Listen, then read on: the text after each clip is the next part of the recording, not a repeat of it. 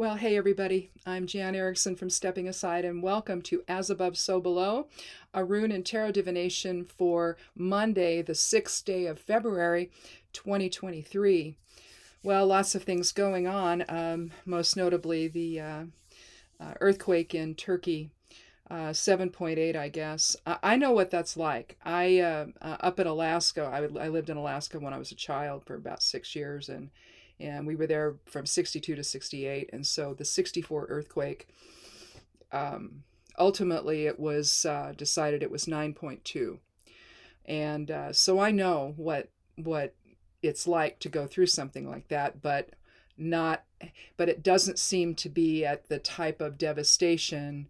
Well, I mean, there was devastation, certainly, but I guess I probably shouldn't compare any of that. I mean, I know up in Anchorage, the ground would open up and swallow up homes, basically, and try to close back up during the earthquake. And that happened. And you had, I think there was a tidal wave or some such thing on the coast down in Valdez, and the big oil refinery drum things that they stored. I don't know what they were storing, oil or gas or whatever. I don't know. I was too young to know what that was.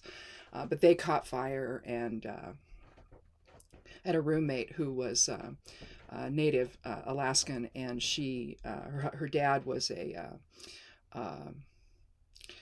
he ran a radio station in I think it was in Ketchikan, and that's right on the water. And in fact, where it was right next to the water, and it was a mess. It was just a mess.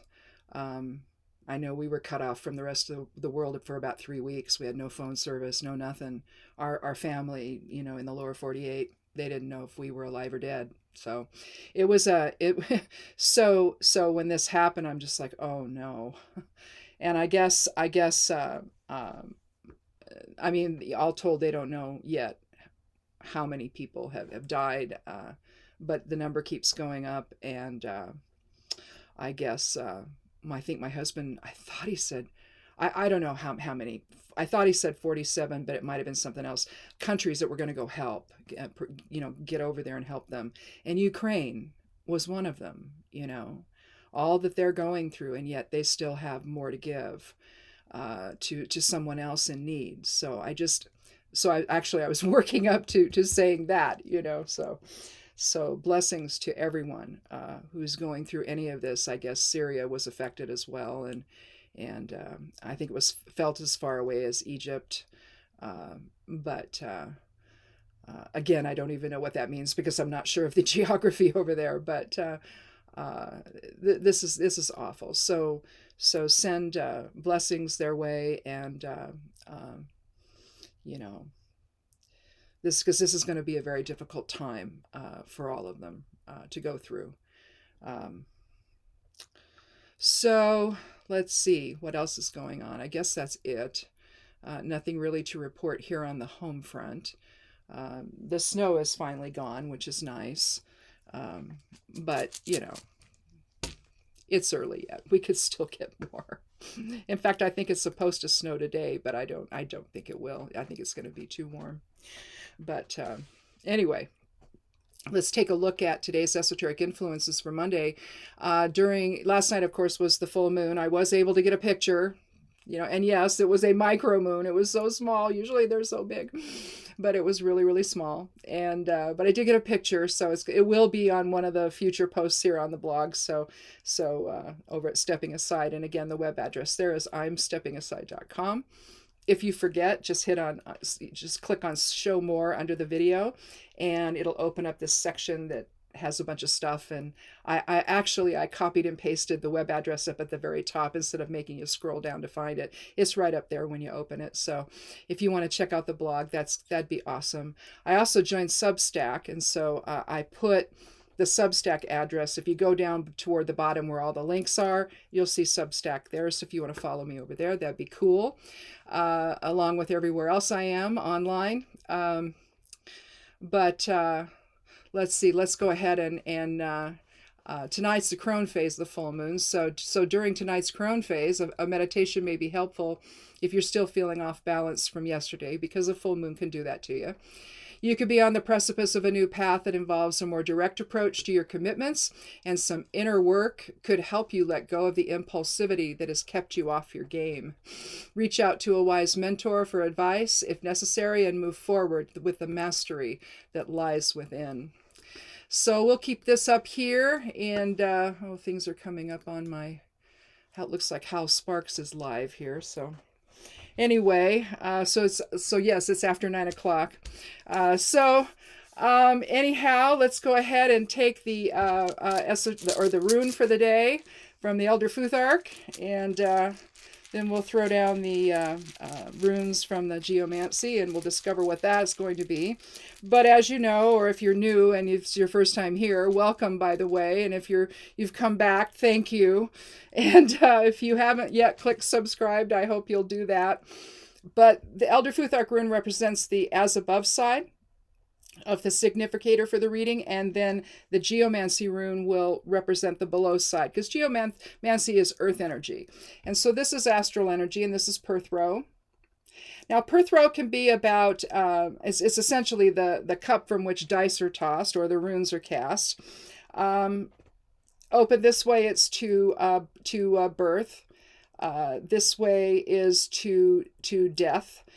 This way is also birth, but this is also new beginnings. It can also be about healing, but it's essentially about fate or chance.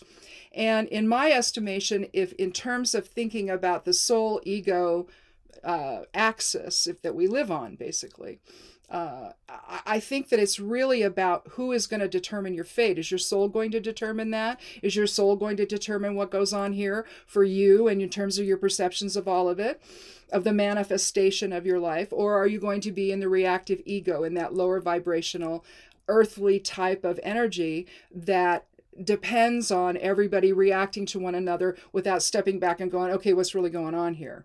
Right? What's the truth of this? Before we get all up in arms about things, right? So Perthro is really, to me, about who controls the fate. Is it going to be the ego, or is it going to be spirit, or your soul, or higher self? This way, of course, is a cauldron. but for all of the blessings of spirit to rain down in and all of that. But I like when I get it, because it's really talking about who is going to decide things for you.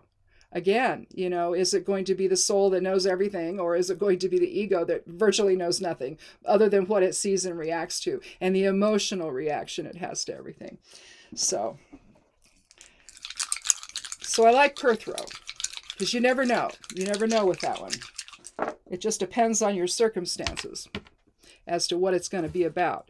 So let's look at the Geomancy rune. We have a single dot for fire, air, 2 for water, and 2 for earth. And so that's going to give us Fortuna Minor. Fortuna Major and Fortuna Minor, this is major. The major is greater fortune, and minor is lesser fortune. If I can just find the doggone thing. It's probably looking me in the eye. I'm not seeing it. Well, if I don't find it, that's going to be weird, because it should be right here. Where did it go? Ah, right there. All right. Fortuna Minor. So it's lesser fortune, whereas Fortuna Major is going to be the windfall. And what you get at the end of the rainbow, or at the end of a job you've done, you get the paycheck, whatever. This is more about baby steps. This is progressive, kind of progressive success. I've likened it in the past to like a contractor that has to bill out periodically on a job. So they're going to get paid for, in portions, basically, and then there'll be what's left at the end, right? And on long-term projects and jobs, you sort of have to do that. But it's the idea of something that's more progressive. So little successes along the way that keep you motivated to continue, maybe, I don't know. But again, who determines that? Are you going to be able to look at that from the higher perspective? Are you going to look at it, well, I don't really feel like going to work today because I want to go play, well, that's not going to do anything to achieve any fortuna minor in your life. So again, is it going to be the ego that wants to go and do what it wants to do, or is it going to be higher self saying, well, the bills have to get paid. I got to pay the rent on the office space. Maybe I've got a tool bill that I'm paying gradually on. I've got to be able to pay that. If I don't go to work today, that's not going to happen, right? So it's again, who determines how you manifest that progressive success in your life? What part of the self is doing that? Is going to have the common sense, basically, to know the effect of that action and have that matter, right?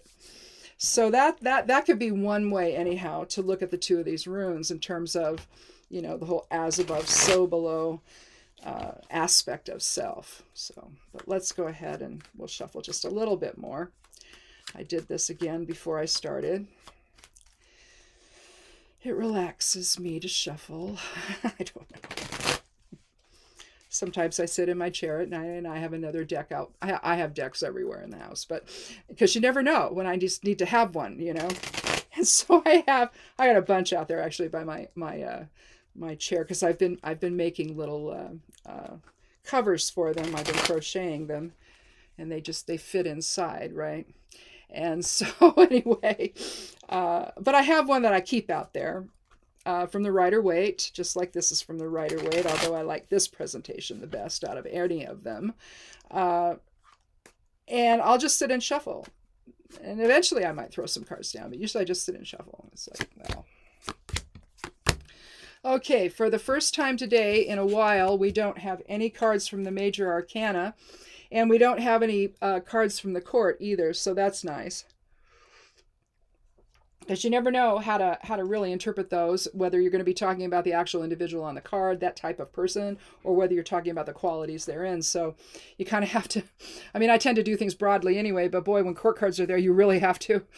But what I have here, I have 2 10s and a 4. So I have the 10 of cups, the 10 of swords, and the 4 of cups. So we have a run on cups. So the water element, emotions, change, momentum, emotional balance, reciprocity, healing, and then swords, which is the air element, and sometimes it means conflict, especially if it's the odd number cards. Even number cards is going to be more harmonious, but you wouldn't think so when looking at this one, though. So, anyway, what I think I'm going to do, though, is I'm going to swap the 2 cup cards, because I think it's going to read better that way. I'm going to start with the 4 of cups, and I'm going to end with the 10, because I can see a progression here, and with Fortuna Minor in the mix, I think it's important to have that progression in the cards, if at all possible, and I think we can do it that way. So let's take a look at the 4 of cups first. We see a man sitting with his back against the tree. That's an oak tree there. And you see a hand reaching out from the clouds, which generally happens with all the aces, but here we have it in this one. Holding a chalice. We see 3 more on the ground. Even though it kind of appears like he's looking at the ones on the ground, his eyes could be fairly unfocused.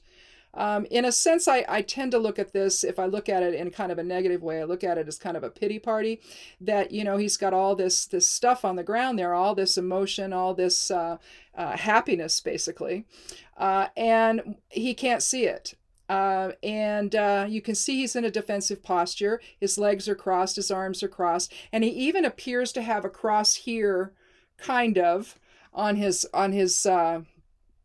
well, whatever that is that he's wearing it over a tunic, I guess, maybe, over something else, a red shirt.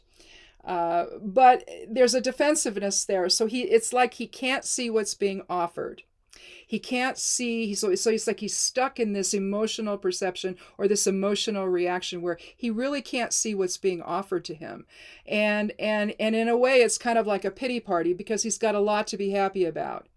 He's got his golden chalices here, and one more is being offered. So what's going on? What is he depressed about? Why can't he see what he has around him?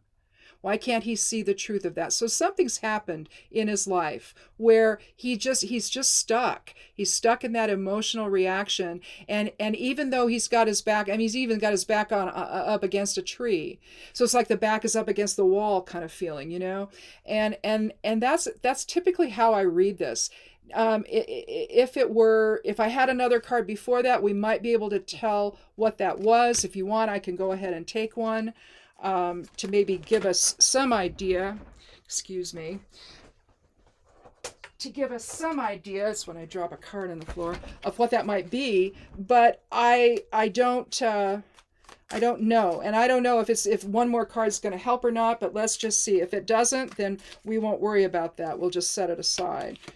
3, 4, 5, 6, 7, 8, 9, 10, 11, 12, 13. I take the 13th one when I do that. I was born on the 13th, and 13, everything happens to me in 13s. Okay, well, I think I know what this is. This is an interesting card. I talked about this on the blog on one of the tarot cards of the week recently. I think that I paired it with another card. I think it might have been the Four of Pentacles that I paired it with, because I don't think you know on the Four of Pentacles really what's going on there with the king. Is he a miser? Is he trying to save money? I mean, what is he turning his back to the kingdom, hoarding all the money? I don't know. Without having another card next to it, it's kind of hard to interpret it. To really know for sure, it could be any number of things. And I think that I think I compared it to this one, and I said in conjunction with this one, it could simply be keeping somebody in their position financially, and not, kind of like a caste system, And here, because here you have the Six of Pentacles, where you have a guy, he's holding the scales, but kind of out of his peripheral there, way beyond that. So he's not really being fair here. He's going to give some money to these people as they hold their hand out. But look at where they are. They're down on the ground and he's up. He's not elevating them. He's not taking them to give them a job, so that they can take care of their own needs after that. Instead, he's just giving them a few coins. So there's an element of keeping them in their place, right? And if that's what's going on with this guy, he's probably not real happy about it. And he's probably losing a little bit of hope, right? But it doesn't have to be that way. He can still, maybe find some way to go and ask for work or whatever, but here they're really in the mode of I don't have anything and I need help, and he's helping them perhaps, but not as much as he could. He's clearly a man of means. He's probably someone who owns a business, so why not offer them a job and really help them instead of keep just giving them a little bit of a pittance so they stay on the ground. You see what I'm saying? So if that's the case, then here we have, and it's kind of interesting because you look at the two together Roman numeral wise, and you have the 6 and the 4, and they sort of are like mirror images of one another in terms of Roman numerals. And so now we know that this guy has a reason for feeling the way he does, but he's gotten really caught up in it and he's staying stuck. So he's staying as stuck as this guy's trying to make these people stay. And that's not good. So what has to happen then at that point? The perceptions his own perception of things has to completely shift. And as bad as this card looks, it's actually a really positive one. And I've said this before, and I know it looks bad. 10 swords piercing a guy, he's dead on the ground. But the bottom line is what we see, that we see the knight lifting. 10 reduces to 1, and we're talking new beginnings. If you were to terminate the ends, you'd have the rune to Gauss, which is the ending of one phase and the beginning of another. So here you see the sun is returning, or the light is returning, even though you don't see the sun yet. It's implied by the yellow sky. And here we have basically with swords, that's the air element, and so that's the mental aspects of life. It's legal stuff. It's interactions. It's communication. It's perception. It's how we see things. Are we going to see them in a way that sees the overall picture, or are we just going to be caught up in the moment, caught up in the ego vibration of things, and not be able to see everything? Well, here, the answer to his issue here is to let go of the perceptions that are no longer serving him and allow a new awareness to form. And that's what we see with the Ten of Swords. And when we do that, a new day is dawning, isn't it? You see mom, dad, and the kids. They're excited. They're looking toward their home. They're in the distance. You see 10 cups embedded in a rainbow above. And so this is happiness. This is success. This is coming full circle from whatever is happening here, brought on by this guy and the situation that this guy seems to feel that this is all he can have. He can't be happy. Well, yes, he can if he lets go of the perceptions that are no longer serving, allows the light to return, allows himself to awaken. And of course, now, you have all the demeaning comments about the word woke, which just drives me nuts, but it's stupid. It's just stupid. It's stupid. I don't know. But here you have what the ultimate happiness is, because you have awakened. You've let go of the perceptions that are holding you back. And you now see lots of opportunity that you take advantage of. And now your family maybe this is the house they just bought. Maybe they're standing back and they're exciting. The children are dancing because now they have a new home. Because daddy and mom let go of the perceptions they had, saw possibilities that they couldn't see before, because they felt stuck in a situation, maybe not even of their own choosing. Maybe they mom and dad lost their jobs. Maybe during COVID they lost their jobs because the businesses had to close they were working at, or the businesses they owned, they couldn't, they couldn't get what they needed to stay afloat during that time. And since the world wasn't really cooperating with the idea of let's get rid of the virus, then since people just weren't on the same page about this, then there was just no way. And so it's no wonder people feel stuck in something that's not their doing, and they feel hopeless. They feel like they can't, even see anything. But then the hand will reach out from the cloud and say, hey, well, wait a minute, And maybe it was that hand, that unseen hand, some new opportunity that just sort of showed up one day that made this guy be able to understand, what? I can take that. That's something I can do. But in order to get out of my emotional, this emotional abyss I've fallen into, I have to let go of my perceptions. And when I do that, you see, then you start to see the truth of things. You start to see the yellow sky. The waters are calm. There's no more emotion going on, you see.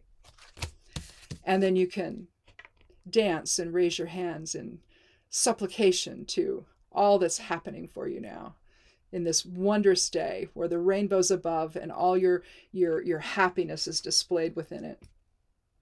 It's the pot of gold at the end of the rainbow. In other words, a new opportunity's come your way. A new job has come your way. Something new has happened. Something unexpected has happened. Anytime you see the hand reaching out from the clouds, there's an unexpectedness about that, right?